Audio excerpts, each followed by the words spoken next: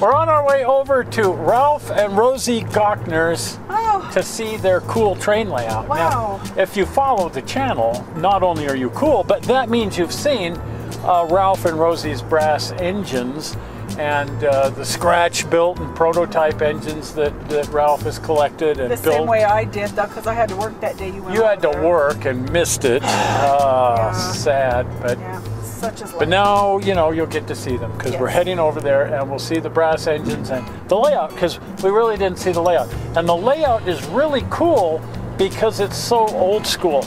Ralph pretty much built it all at once in one fell swoop in 1968. So it's almost 50 years old. And yes, it's had a lot of changing and perfecting and modification, because that's what you do with your layout.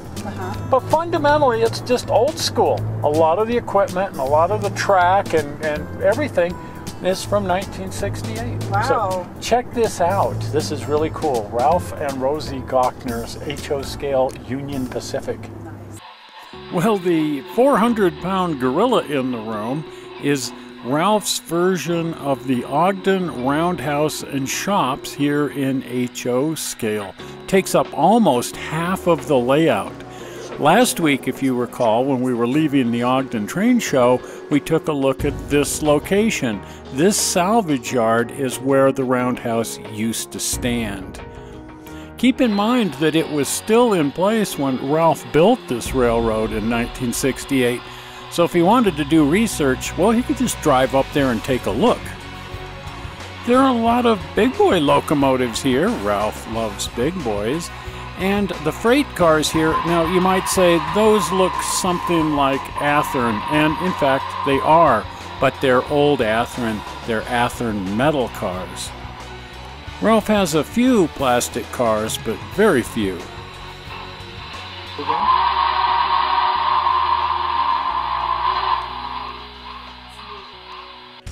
And some of Ralph's models predate the railroad.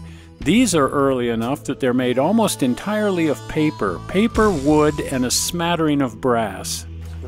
Ralph has a long history of making his own brass parts. He used to have a company called Utah Pacific. But Ralph has always really loved animated features, and this is one of the coolest.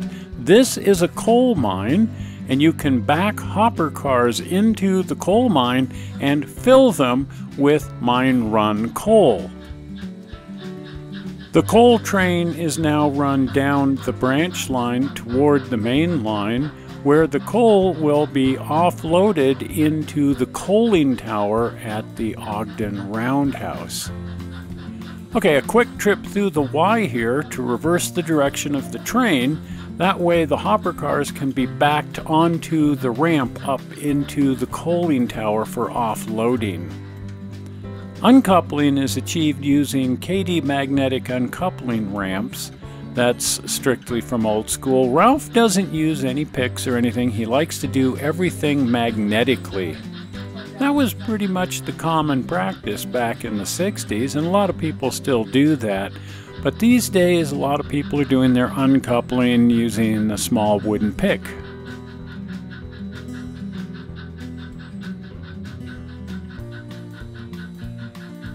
Okay, as the coal loads arrive here at the coaling tower, the rear car is parked over a magnetic uncoupling ramp, and then the train pulled forward, separating the rear car from the train.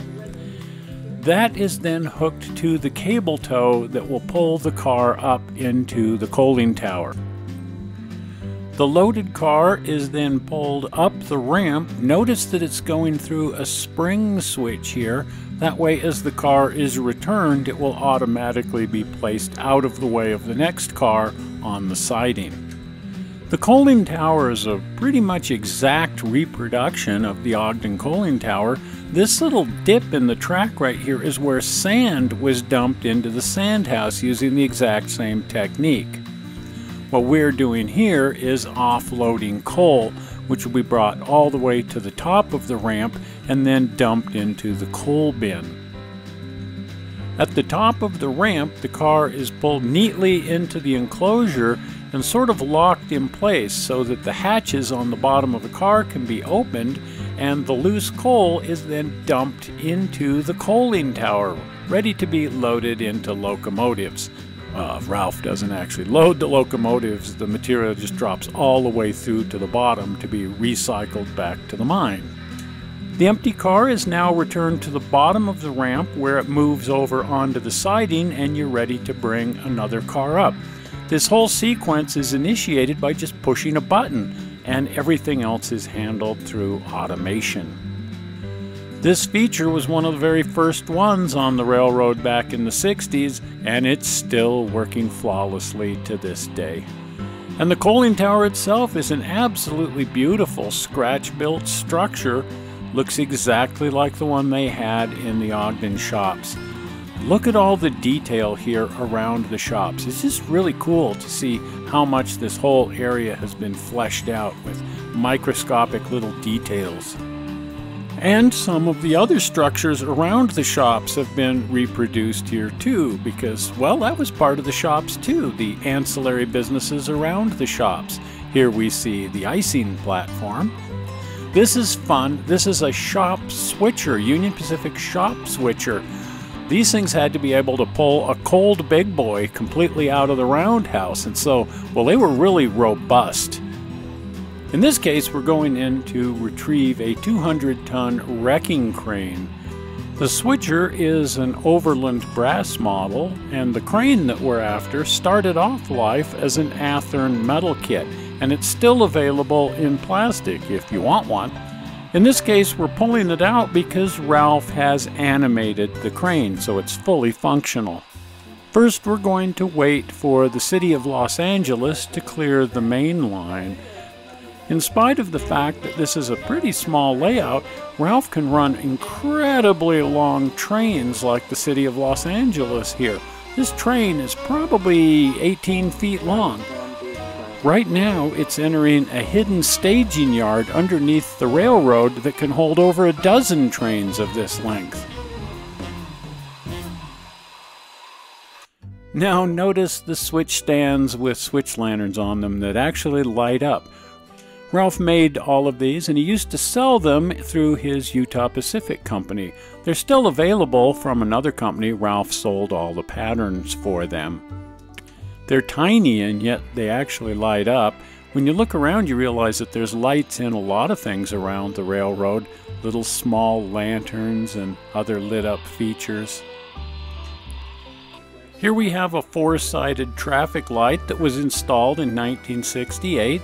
It has been cycling through on all four sides ever since without one failure. It's fun to just look the railroad over and see just how many lit up features there are here. There are a bunch of them. Check out this cool wigwag. But pretty much everywhere you look, there's going to be some kind of interesting animated feature. That's part of what makes this railroad so amazing. Most of these little animated features are automated, but some of them are run manually. There's a traction line here, which is completely automated. It runs on its own particular schedule. Well, I see that Ralph has pulled the wrecking crane out of the shop area, so let's take a look at that. This is an example of an animated feature that's run completely manually.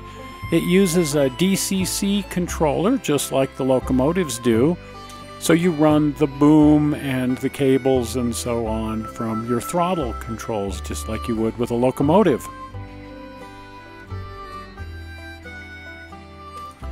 Inside the unit, Ralph has rigged several small motors to run the features. He builds all this stuff here at his bench, and then everything is controlled through a DCC controller.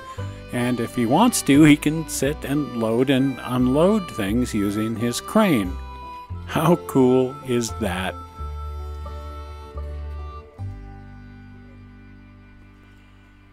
Now here's another animated maintenance feature. We looked at this in the other show, but it's so cool we're going to visit it again.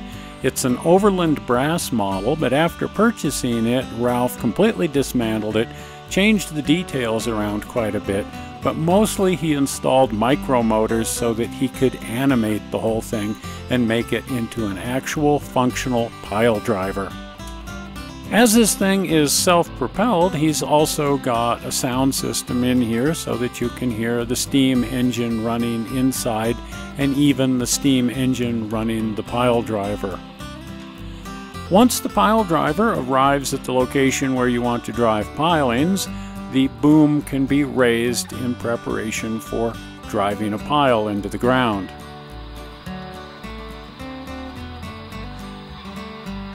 The boom is now manually moved into position, and then the hammer can be engaged, driving the piling into the ground.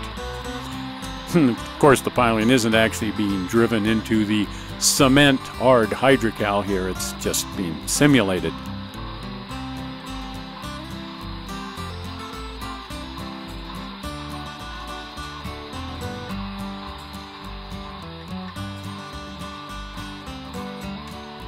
Once you're done driving pilings, you can lower the boom and move the unit back into the maintenance of way area in the yard.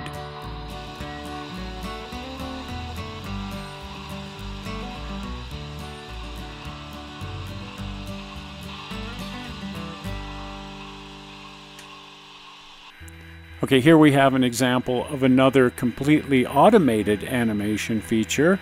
In this case, in the rock quarry, crushed stone is being loaded into a drop-bottom gondola using a steam shovel. The granular material is actually loaded into the shovel and then that dumped into the drop-bottom gondola. It actually passes directly through the drop-bottom gondola where it is circulated back around and dumped into the shovel again. But notice the incredibly fine detail, the chain drive lowering the bucket here.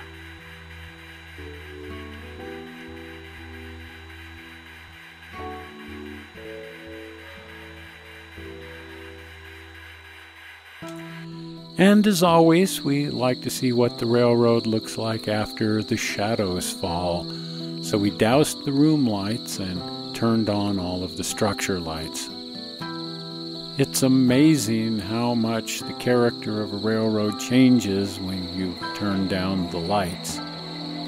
Until the room lights are turned down, you're really unaware of how visible the steam locomotives are inside the shops.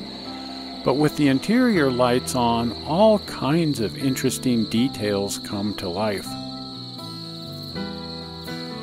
Over here at the Wasatch Junction Depot, it seems to be perpetually Christmas. There's a Christmas tree up, and even though it's HO, there are Christmas lights. There's just an amazing level of detail on Ralph's Railroad. The track plan on Ralph's Railroad is incredibly conducive to yard switching. It's really fun to move cars around and build up trains here in the yards, all the time using the little magnetic uncoupling ramps, which is really a fun feature. And the solid clack of solenoid switch machines reminds us that all of this was built in 1968 using the existing technology of the day. Granted, it's been augmented with DCC and sound systems and a lot of other modern features, but fundamentally, everything here is just really old school. Oh, and like a lot of us that are getting older and failing eyesight and so on, Ralph has moved into larger scales. In this case, 7.5-inch gauge live steam. For the last 20 years, he's really been modeling in 1/8 scale here in his basement.